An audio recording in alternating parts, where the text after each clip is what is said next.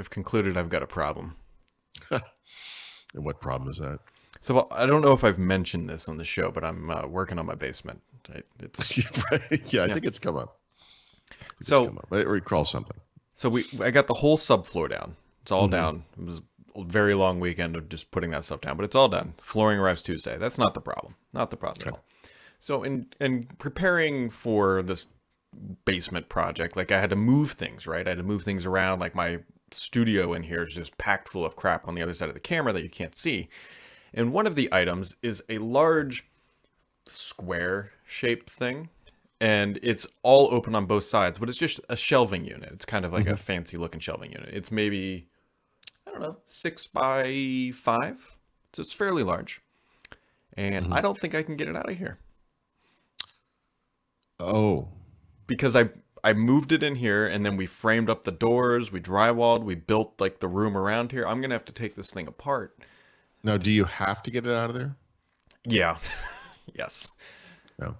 More than likely, well, I don't know if my wife wants to keep it or not. I mean, like, it's in great shape. I don't really want to get rid of it, but it can't Okay. stay where it is So it's a because, little bit like my daughter's love seat. That yes, yes. it's kind of a math problem. Yeah, this is the boat inside the glass little thing that you can buy at gift Yeah. shops. Right. I mean, if you wanted to keep it in the room, It'd be great. easy enough. Yeah, I mean, there's no way this, Yeah. Well, you can always light it on fire. plausible. I would do that before I put the floor in, but like whatever. Right. Ignoring the fact that there's natural gas lines. Hmm. Hmm. Just around here, the fire would be fine. But yeah, so I'm looking at this thing and thinking like it can get out the door. That's not the problem. Is that I don't think it can make the turn because it has to go out and effectively turn 90 degrees.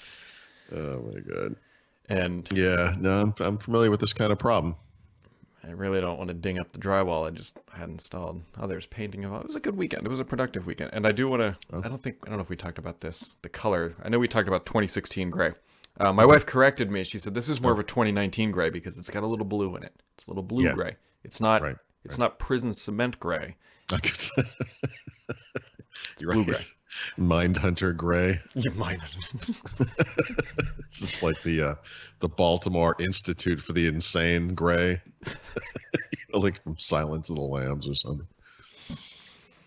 Uh, well, actually, Okay. there's a good chance, Paul, you will see this color. There's a good Okay. chance. Um, No, reason what he re- said. reason being here is might have bought too much of it. Oh. Well, so here was the problem. Hmm. And if you don't, whatever, people, Brad Vila episode, at least the first half. We'll get to tech in a minute. So when I painted the ceiling, it required like 3 gallons or so of paint. Hmm. Okay. And so That when my wife seems like went a to lot the of paint, but yeah. Okay. when my wife went to the store, she's like, "How much paint to get?" I'm like, "Well, I bet the walls are probably like 3. Like worst case scenarios, we have to go back and buy the fourth, right?" Hmm. Well, 4 individual gallons is more expensive than one 5 gallon thing.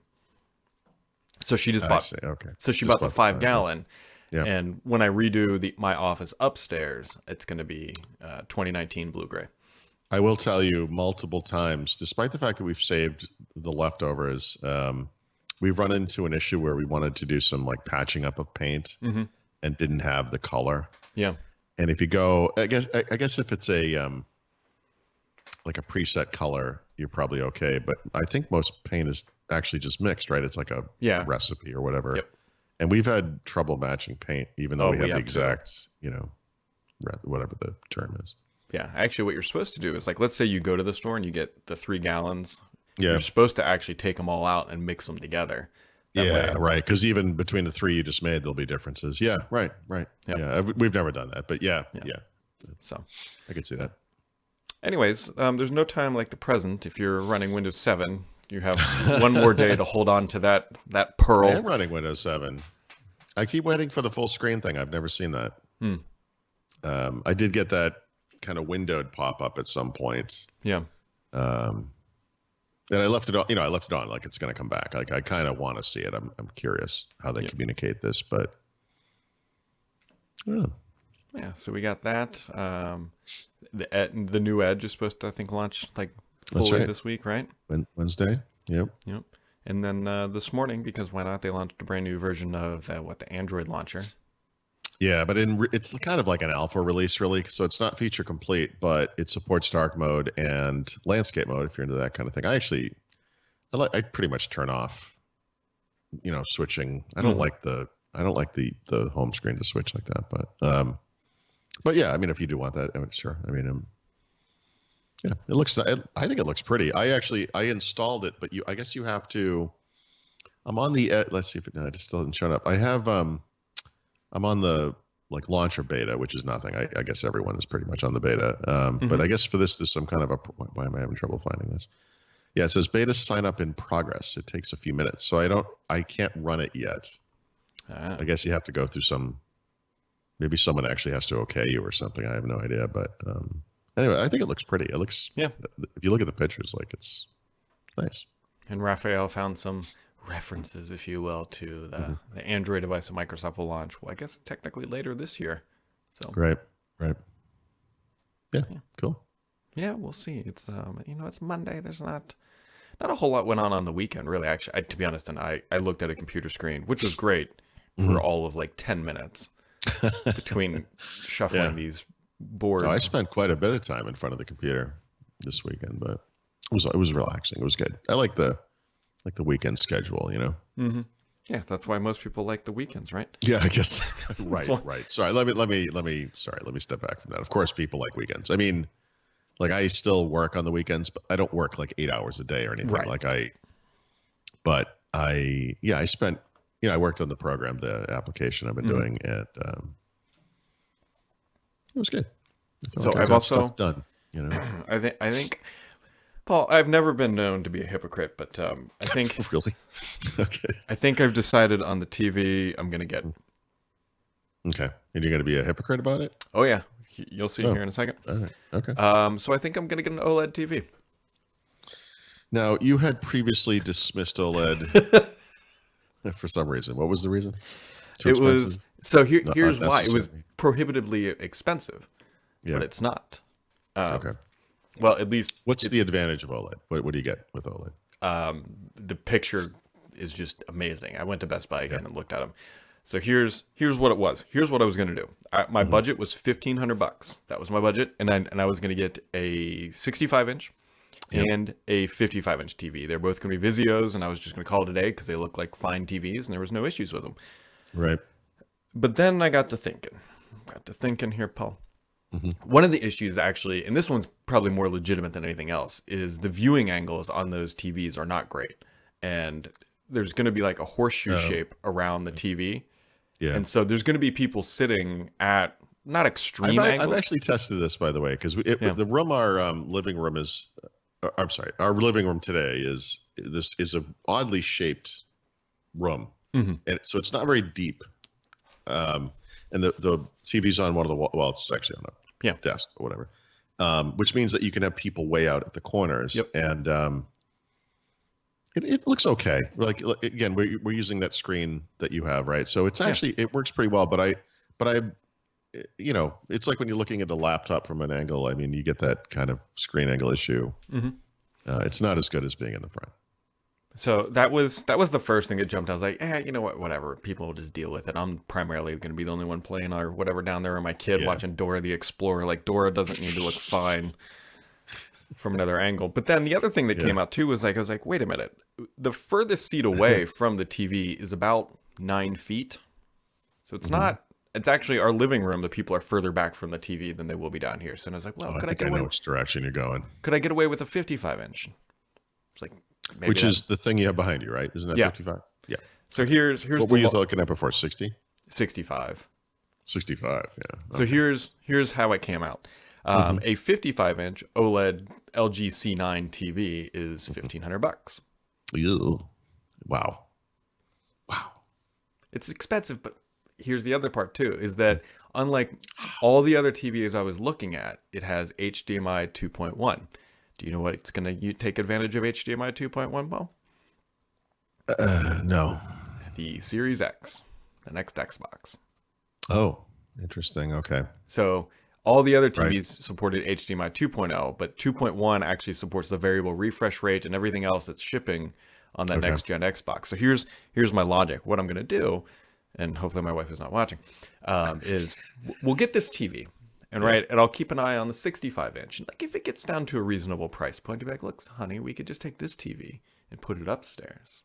You can Oh. get that great viewing picture upstairs. And I'll go buy the bigger one. I will sacrifice and go buy the bigger one for downstairs. All right. Well, your secret is safe with me. Yep. Jeez. Wow. Well, and Wow. and what I'm justifying or basing that on is, granted, $1,500 for TV is a lot, but I paid more for the one that's upstairs. Looking, there's a website Yeah. called, and people are probably familiar with it. It's called Camel Camel Camel, and what it actually does is Heard of it this? tracks pricing of products over time. Okay. Yeah. And so that the camels, like the humps, you know, and all that. I got And you. so Yeah. last year's OLED TVs from LG are now hitting about $1,500 for a 65 inch. So my hunch is that C9s, the 2019 models, will eventually hit Right. $1,500 What I'm not hearing is that you're playing the market. It's what it sounds like. I'm just waiting. I'm just trying to get a good deal. I'm just trying to get the TV that's going to work well with the Xbox. That's all, Paul. That's all. This is interesting. I I've been struggling with my own kind Inner of demons? entertainment, yeah, and with my own insecurities, with my own entertainment related expenses, and they're dwarfed by what you're spending, so it kind of puts that in perspective. But this is it's a slightly long story, but if you go back in time to like last spring, the Google Pixel 3a XL had come out, and I had purchased one, and it's a great phone. It has performance problems. You can't get the storage past 64, Yeah. but the camera's great. You know, I love the polycarbonate body. Yada yada yada. One of the problems I had with it explicitly was that we use Google Play Music for music. Mm-hmm. We have this whole audio system that's based on Chromecast / Google Cast. You know, we have great powered speakers and cheap powered speakers, but they're really nice out in the sunroom. We use a Chromecast audio, which Google doesn't make anymore for some reason. And that, by the way, is the thing that's at the part of the focus of that Sonos lawsuit. The reason I don't use Sonos is that it's expensive. And in a room like the sunroom, which is a big room, I don't think I've ever discussed this. I don't even remember if I told you this, but sometime before Christmas, Sonos One, the new version, was on sale. I bought a pair. I put them. Oh, I'm sorry. I'm telling this in the wrong order. Sorry. I had performance problems with the 3A XL. I thought it was the phone. Over time, I've come to understand that it's almost certainly the Google Play Music app, because Google's not really updating it anymore or supporting it properly. Oh, they've never done that before. Yeah, well, they're moving to YouTube Music, right? So I've had all kinds of problems there where like the app loses track of what's playing, and so music keeps playing, but I can't control it anymore, and it's gotten very aggravating. My wife and I listen to music a lot, and so I've been trying to think of like ways that to get around this. In fact, Yeah. I'm going to write about this. So if you think about what a Chromecast audio is, there's all these different solutions that are like that. You could do like a Bluetooth adapter. A friend of mine, I bought this device. I just never heard of anything like this. This is it's HDMI to RCA, and I have a friend who is using this device to use an Apple TV as an AirPlay 2 dongle, right? Which sounds goofy and sounds like it'd be really expensive, like a weird way to do that. Yeah. But he uses it to send music to the same speakers I'm using. And as it turns out, if you look it up, there are no AirPlay 2 dongles. And so this is actually one of the cheapest ways to do that. And it works like a Chromecast, like, if you've used it because you have an iPhone, you know how to send stuff to AirPlay. Yeah. And of course, I've looked at Sonos. The problem is, like I said, over Christmas, I did buy a pair of Sonos One speakers.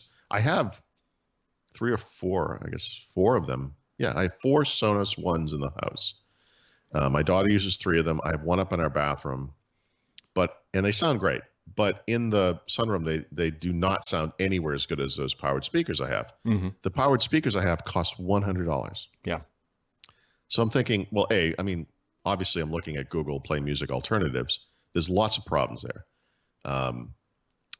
YouTube Music does not have all of the stuff that's in that app. I can't use my own music, et cetera, et cetera.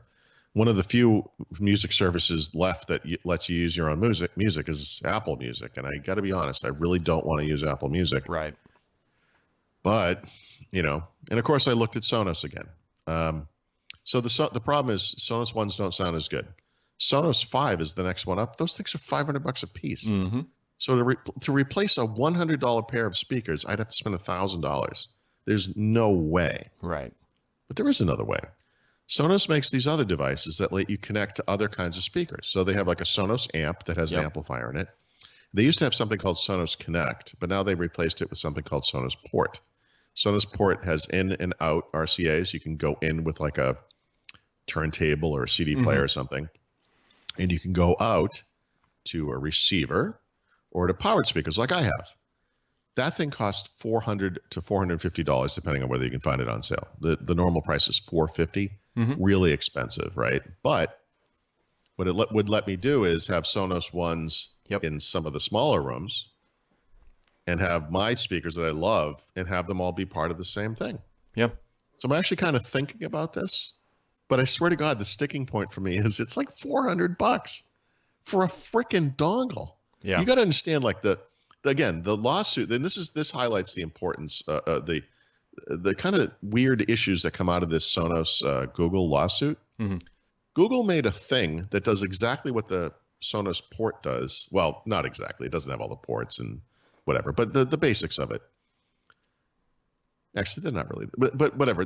Obviously, the Sonos Port does more, but it was a $35 part. That's all it was, And it, by the way, it does work well. It is not working well with the app I want to use. I guess the irony here is if I was using Apple, if I was using AirPlay 2, which actually you could be if you had a Sonos, maybe that app would work better. I should probably test that. I have no idea, but anyway, I'm going through this myself. I'm thinking about this stuff. It's not as I'm intrigued that you're about to spend over three times, actually 5 times, depending on how you look at it, almost 3 to 4, whatever. It's some number of times more than I want to spend, and I'm still struggling with this. Like I don't want to spend that money on this, but I do want the music to work.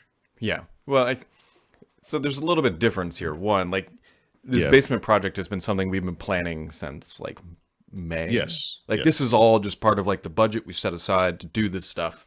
And you'll use the TV a lot more than we listen to music. We do too. I mean, we watch TV every night, basically. So that it's not. I don't mean to suggest it's the same kind of expense. No. This is just something we're planning. And I mean, it's like we had to. Yeah. We joked about not buying furniture and just putting rugs down and be like, oh, we can just. Right. Right. We're gonna do a little Japanese thing where there's a mat on the floor. Yep. Is that a rice paper wall? What is going on in here? Exactly. Just walk through the door by mistake because it's made out of paper. Yep. So we will. I don't know. I'm watching the price of these TVs, and right now it's $100 off, and so it's. I don't want to go buy it because I legitimately don't have anywhere to put it.